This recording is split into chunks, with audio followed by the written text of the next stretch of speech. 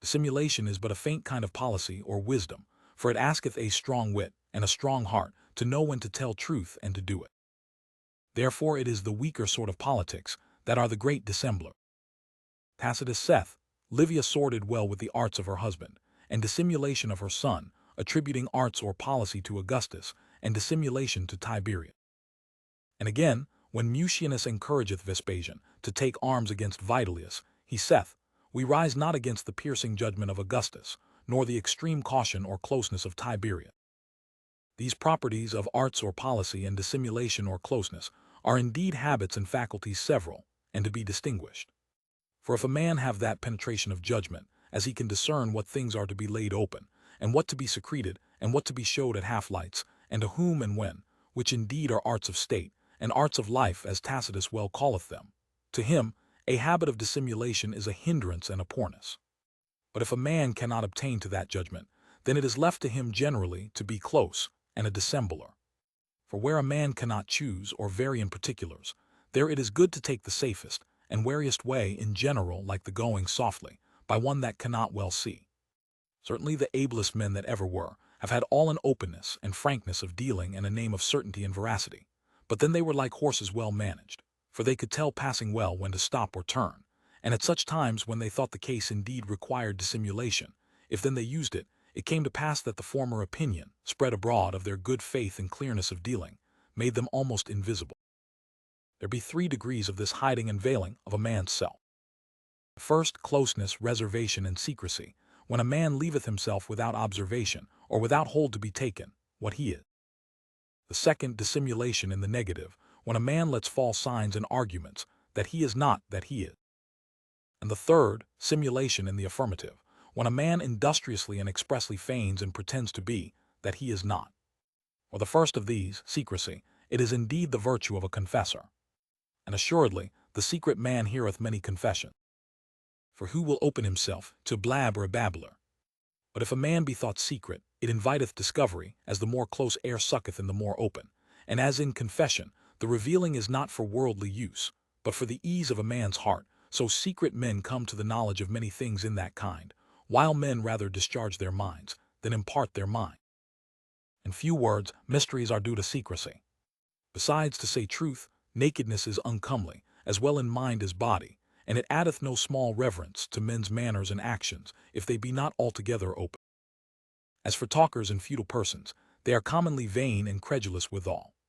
For he that talketh what he knoweth will also talk what he knoweth not. Therefore set it down, that an habit of secrecy is both politic and moral. And in this part, it is good that a man's face give his tongue leave to speak. For the discovery of a man's self by the tracks of his countenance is a great weakness and betraying, by how much it is many times more marked and believed than a man's words. For the second, which is dissimulation, it followeth many times upon secrecy, by necessity, so that he that will be secret must be a dissembler in some degree. For men are too cunning to suffer a man to keep an indifferent carriage between both, and to be secret, without swaying the balance on either side. They will so beset a man with questions and draw him on and pick it out of him, that, without an absurd silence, he must show an inclination one way, or if he do not, they will gather as much by his silence as by his speech. As for equivocations or oraculous speeches, they cannot hold out long. So that no man can be secret, except he give himself a little scope of dissimulation, which is, as it were, but the skirts or train of secrecy. But for the third degree, which is simulation and false profession, that I hold more culpable and less politic, except it be in great and rare matters. And therefore a general custom of simulation, which is this last degree, is a vice, using either of a natural falseness or fearfulness, or of a mind that hath some main faults, which because a man must needs disguise, it maketh him practice simulation in other things, lest his hand should be out of use.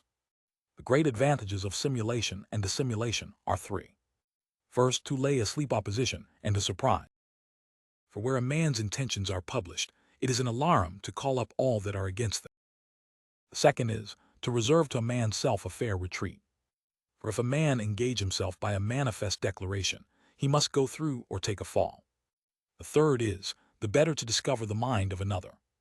For to him that opens himself, men will hardly show themselves adverse, but will fair let him go on and turn their freedom of speech to freedom of thought. and therefore it is a good shrewd proverb of the Spaniard, tell a lie and find a trough. As if there were no way of discovery but by simulation. There be also 3 disadvantages, to set it even. The first, that simulation and dissimulation commonly carry with them a show of fearfulness, which in any business doth spoil the feathers of round flying up to the mark. The second, that it puzzleth and perplexeth the conceits of many, that perhaps would otherwise cooperate with him, and makes a man walk almost alone to his own ends. The third and greatest is, that it depriveth a man of one of the most principal instruments for action, which is trust and belief.